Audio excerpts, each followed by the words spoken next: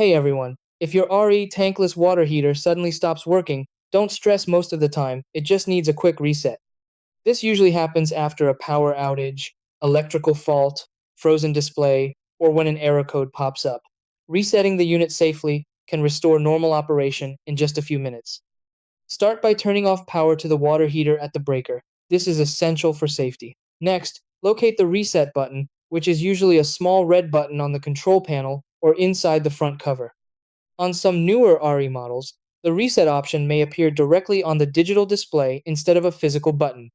Once located, press and hold the reset button for a few seconds until you hear a click or notice the screen change. After that, wait 30 to 60 seconds to allow the system to fully reboot. Finally, restore power, check the display, and run hot water to confirm the reset worked. If error codes appear again, they're telling you something specific. Code 00 means the unit ran too long, usually from continuous water use. Code 05 points to combustion airflow issues and often needs cleaning of filters and fans. Code 11 indicates ignition failure and usually requires a professional technician.